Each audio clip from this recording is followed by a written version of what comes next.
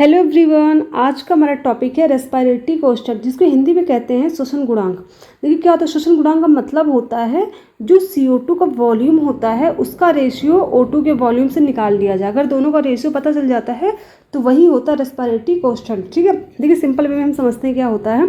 देखिए respiration process सबने पढ़ी होगी। इसमें क्या होता है, CO2 गैस जो होती है वो रिलीज होती है, ठीक है, और O2 गैस क्या होती है, गेन की जाती है, ग्रहण की जाती है। ठीक है, तो याद रखिएगा CO2 गैस का जो वॉल्यूम रिलीज हो रहा है और O2 गैस का वॉल्यूम जो लिया जा रहा है यानी कि यूज़ किया जा रहा है, इन दोनों का जो रेशियो होगा वही होगा आपका RU यानी कि रेस्पिरेटरी कोशेंट होता है। ठीक है, the volume of carbon dioxide released over the volume of oxygen absorb during respiration is called respiratory quotient. ठीक है, तो ये सिंपल सा हो गया कि श्वसन के दौरान जो CO2 गैस रिलीज होती है और जो ऑक्सीजन गैस गेन की जाती है, इन दोनों का जो रेशियो होता है यानी कि अनुपात होता है, वही रेस्पिरेटरी कोशेंट यानी कि श्वसन गुणांक होता है। ठीक है, अब बात करेंगे इसके फॉर्मूले के। पेपर में इसका फॉर्मूला भी सीधे सीधे पूछ लिया जा सकता है, या फिर आपको CO2 किसी भी रिएक्शन की CO2 की वैल्यू O2 की वैल्यू दे दी जाएगी और आपको RQ का मान पूछा जा सकता है। ठीक है, तो आपको क्या करना, फॉर्मूला आपके पास याद होना चाहिए। तो याद करने की जरूरत बिल्कुल भी नहीं, आप 1 से 2 बार इसको लिखेंगे तो याद हो जाएगा। फिलहाल मैं एक आपको तरीका समझाती हूँ कैसे इसको याद कर सकते हैं।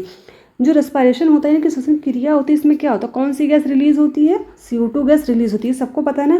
रिलीज हो रही तो यानी गैस है तो कहाँ उठेगी, ऊपर की तरफ उड़ेगी ना। तो जाहिर सी बात, ऊपर की तरफ कौन उड़ेगा, CO2 गैस। तो यहाँ पर ऊपर क्या लिखेंगे हम लोग, CO2 लिखेंगे। ठीक है, तो वॉल्यूम ऑफ CO2 ऊपर लिखेंगे और वॉल्यूम ऑफ O2 नीचे लिखते हैं। तो याद है कि न्यूमरेटर में CO2 लिखेंगे और डिनोमिनेटर में O2 लिखेंगे। ठीक है, ये फॉर्मूला याद करने का मैंने थोड़ा सा तरीका बता दिया ताकि आपको पेपर में कन्फ्यूजन ना हो। ठीक, अब बात करें कुछ ऐसे भी रिएक्शन की जिसमें क्या होते हैं, RQ की वैल्यू हम कैसे पता करें। और फिलहाल पेपर में क्वेश्चन यहाँ से ज़्यादा बनते हैं। ठीक है, when a substrate use in respiration as carbohydrate, यानी कि अगर रेस्पिरेशन की क्रिया में carbohydrate as a substrate use हुआ है। कार्बोहाइड्रेट हम लोग रेस्पिरेशन जो प्रोसेस पढ़ते हैं, जो ह्यूमन बीइंग में होता है रेस्पिरेशन की प्रोसेस, वो कौन सी होती है, यहाँ पर कार्बोहाइड्रेट यानी कि किसका यूज़ होता है, ग्लूकोज का, C6H12O6। यहाँ पर क्या किया, यूज़ किया गया है, एज अ सबस्ट्रेट यूज़ किया गया कार्बोहाइड्रेट। ठीक है, अब क्या होता है, इसमें 6O2 की गैस क्या की जाती है, एक्सेप्ट की जाती है। ठीक है, और रिलीज कितनी होती है, रिलीज 6CO2 ही होती है। तो अगर इसका हम फॉर्मूला लिखेंगे तो क्या लिखेंगे, volume of CO2 upon volume of O2। तो दोनों का वॉल्यूम कितना, 6 है। इसको कट करने के बाद कितना बचेगा, 1 यूनिट बचेगा। ठीक है, तो अगर क्वेश्चन आता है कि कार्बोहाइड्रेट का RQ कितना होता है तो 1 होता है। ठीक है, याद रखिएगा कार्बोहाइड्रेट का RQ कितना होता है, 1 होता है, क्योंकि CO2 और O2 का जो रेशियो होता है वो क्या होता है, सेम होता है। ठीक है, दोनों का वॉल्यूम सेम होता है इसी वजह से। अब बात करेंगे दूसरे कि अगर सबस्ट्रेट कोई फैट है, ठीक है, फैट यहाँ पर किसका लिया गया है, ट्राईपैरामीथेन का लिया गया। ठीक है, तो यहाँ पर क्या है, C15H98 और O6। ठीक है, तो यहाँ पर अगर रिएक्शन इसकी होती है यानी कि ये फैट के प्रेजेंस में रेस्पिरेशन हो रहा है ना, तो यहाँ पर जो O2 की ज़रूरत पड़ती है, कितनी ज़रूरत पड़ेगी, 145 ऑक्सीजन के मॉलिक्यूल को ज़रूरत पड़ती है। इस रिएक्शन के बाद 102 CO2 के मॉलिक्यूल रिलीज होते हैं और 98 वाटर के मॉलिक्यूल बनते हैं। ठीक है, फिलहाल पेपर में क्वेश्चन इस तरह से कभी नहीं पूछेगा कि कब सबस्ट्रेट ऐसा फैट लिया गया तो रिएक्शन कैसे होगी, पेपर में क्वेश्चन कभी नहीं आएगा। अगर आपको RQ पूछा जाएगा तो O2 और CO2 की वैल्यू आपको दी गई रहेगी। ठीक है, तो ये कन्फ्यूज डरिएगा मत, कितना टफ कैसे याद करेंगे इतनी लंबी रिएक्शन, तो ये आपको दिया जा सकता है। ठीक है, तो फैट का अगर आपसे पूछता है, फिलहाल अगर फैक्ट का पूछता है, ठीक है, तो याद रखिएगा 0.7 यूनिट होती है, यानी कि अगर बात करें इसकी तो कितनी होती है, 1 से कम होती है। ठीक है, फैट का जो RQ वैल्यू होती है वो 1 से कम, कार्बोहाइड्रेट की 1 से ज़्यादा होती है, फैट की कितनी होती है, 1 से कम होती है, 0.7 होती है।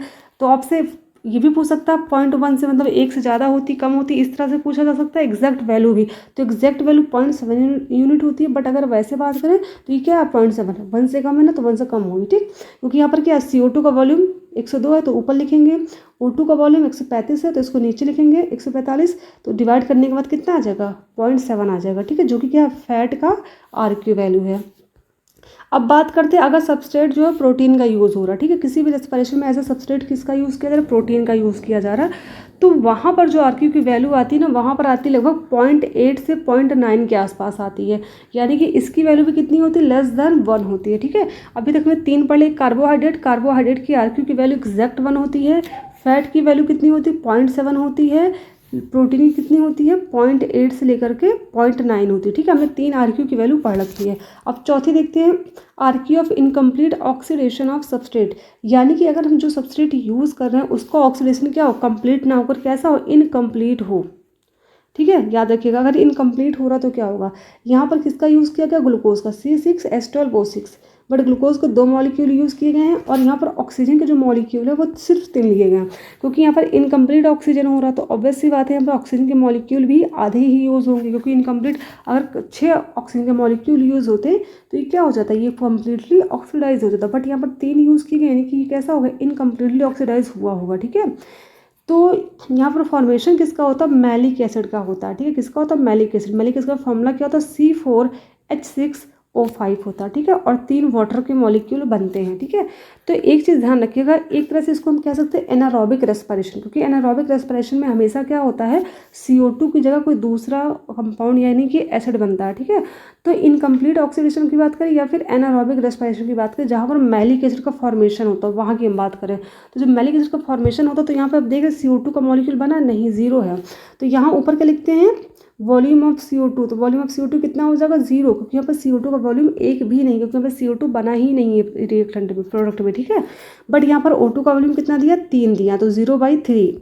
ठीक है, तो किसी भी चीज़ को यानी कि किसी भी अगर 0 की वैल्यू को किसी भी नंबर से आप डिवाइड करेंगे ना तो आंसर भी 0 ही आता है। ठीक है, ये चीज़ ध्यान रखिएगा। तो अगर हम बात करें कि इनकम्प्लीट अगर ऑक्सीडेशन हो रहा है, या फिर ये बोला जाता है कि malic acid as a product बनता है, या फिर ये कहा जाता है कि रिएक्टेंट में O2 की वैल्यू दी है बट CO2 जो है वो 1 पॉइंट भी नहीं बने, यानी कि 0 है उसकी वैल्यू, तो आंसर कितना हो जाएगा, तो हो जाएगा 0। ठीक है, क्योंकि यहाँ पर CO2 0 हो तो ऑब्वियस सी बात, इसमें जो RQ की वैल्यू आएगी वो भी कितनी आएगी, 0 आएगी। अगर यहाँ 50 O2 होता है तो भी इसकी वैल्यू 0 ही होती। ठीक है, अब बात करेंगे 5th नंबर की, एक 5th कंडीशन भी आ सकती है, कौन सी है, ये सबसे मेन यही है, एनारोबिक। एनारोबिक अपने पढ़ाई होगा, एनारोबिक क्या होता है, अनऑक्सीजन। ठीक है, अब ये क्या होता है, इसमें ग्लूकोज के मॉलिक्यूल तो यूज़ होते हैं, बट ये जो रिएक्शन होती है वो ऑक्सीजन की एब्सेंस में होती है, यानी कि इसमें O2 का यूज़ नहीं किया जाता। ठीक है, बैक्टीरिया हो गए या फिर बहुत सारे ऐसे, हमारी RBC भी एनारोबिक रेस्पिरेशन ही करती है। अब वो क्या होगा, एथाइल एल्कोहल। ठीक है, यहाँ पर क्या बनेगा, एथाइल एल्कोहल बनेगा, प्लस क्या बन जाएगा, CO2 बन जाएगा। ठीक है, 2CO2 बनेगा यहाँ पर। ठीक है, ये चीज़ ध्यान रखिएगा। अब क्या है, यहाँ पर CO2 तो बन रहा, बट यहाँ पर क्या है, यहाँ पर O2 यूज़ नहीं हो रहा, तो मगर फॉर्मूला लिखेंगे तो क्या लिखेंगे, RQ इक्वल टू क्या होता है, तो यहाँ थोड़ा ऊपर नीचे हो गया, CO2 का वॉल्यूम 2 हो जाएगा और O2 का वॉल्यूम 0 है तो 0 रहेगा। तो अगर किसी भी डिजिट को 0 से डिवाइड करते हैं तो उसकी वैल्यू कितनी आएगी, हमेशा इनफाइनाइट में आएगी। हमेशा कितनी आती है, इनफाइनाइट में। तो याद रखिएगा, हमने 2 चीज़ सीखा, अगर क्या है, एनारोबिक रेस्पिरेशन, एनारोबिक मतलब O2 एब्सेंट है। ठीक है, O2 प्रेजेंट ही नहीं है रिएक्शन में, तो वहाँ पर इनफाइनाइट RQ की वैल्यू आएगी। लेकिन अगर O2 प्रेजेंट है, प्रोडक्ट में CO2 नहीं बन रहा है, तो वहाँ पर वैल्यू कितनी आएगी, वहाँ पर वैल्यू आएगी 0। ठीक है, तो ये 5 कंडीशन आप याद रखिएगा। एक बार फिर से आपको रिवाइज करा देती हूँ यहाँ पे फिर से। ठीक है, अगर मान लीजिए प्रोडक्ट क्या मतलब आपका सबस्ट्रेट क्या यूज़ हुआ, कार्बोहाइड्रेट यूज़ हुआ। ठीक है, तो अगर कार्बोहाइड्रेट यूज़ हो रहा है तो यहाँ जो वैल्यू आएगी वो कितनी हो जाएगी, RQ की वैल्यू आ जाएगी 1। ठीक है, अगर फैट यूज़ हो रहा है तो वैल्यू कितनी होगी RQ की, 0.7 हो जाएगी, यानी कितनी हो जाएगी, 1 से कम हो जाएगी। ठीक, अगर प्रोटीन यूज़ हो रहा है तो क्या होगी, अगर प्रोटीन यूज़ हो रहा है तो RQ की वैल्यू जो होगी 0.8 से लेकर के 0.9 होगी, यानी कि इसकी वैल्यू भी कितनी होगी, 1 से कम होगी। ठीक, अगर क्या हो रहा है, एनारोबिक रेस्पिरेशन हो रहा है, एनारोबिक रेस्पिरेशन होता है तो RQ की वैल्यू कितनी हो जाएगी, इनफाइनाइट, क्योंकि एनारोबिक में क्या होता है, O2 तो यूज़ होता नहीं है, सिर्फ CO2 का फॉर्मेशन होता है, तो इस वजह से इनफाइनाइट इसकी वैल्यू आएगी RQ की। बट अगर कैसी रिएक्शन हो रही है, इनकम्प्लीट ऑक्सीडेशन हो रही है, इनकम्प्लीट क्या हो रहा है, ऑक्सीडेशन हो रहा है, यानी कि क्या हो रहा है, यहाँ पर मैलिक एसिड बन जा रहा है। ठीक है, किसकी जगह पर मैलिक एसिड बन रहा है, CO2 की जगह पर। तो रिएक्टेंट में O2 तो है बट ऑक्सीडेट मतलब प्रोडक्ट में CO2 नहीं बना है, तो हमने किससे डिवाइड किया, 0 को डिवाइड किया है 3 से, तो यहाँ पर कितनी वैल्यू आएगी, यहाँ पर वैल्यू आती है 0। ठीक है, तो आई होप आपको समझ में आएगा, एक की वैल्यू 1 है, ये आपने तीनों देख लिया, मैंने आपको तीनों अच्छे से समझा दिया, फिर से चारों 5 जो भी थे।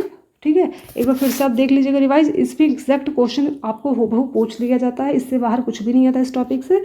तो अगर आपको इसमें भी कोई डाउट हो या फिर आप कोई भी टॉपिक मुझसे पढ़ना चाहते हैं तो वो कमेंट सेक्शन में ज़रूर बताइए। और साथ ही साथ अगर आप किसी भी चीज़ की तैयारी करते हैं, अगर वो बायो या केमिस्ट्री का कुछ भी टॉपिक किसी भी लेवल का हो, आप 9th क्लास से लेकर के मास्टर यानी कि PG डिग्री तक का मुझसे कुछ भी टॉपिक किसी भी क्लास का आप पढ़ना चाहते हैं तो बता दीजिएगा, मैं उसके अकॉर्डिंग आपको समझा दूँगी, ठीक है। इवन आप TGT PGT की या फिर आप नीट की, CSI या नेट की किसी भी चीज़ की तैयारी करते हैं तो उसको कमेंट सेक्शन में ज़रूर बताइए, मैं उसको अपने अकॉर्डिंग समझाने की कोशिश करूँगी, ठीक है। Thank you.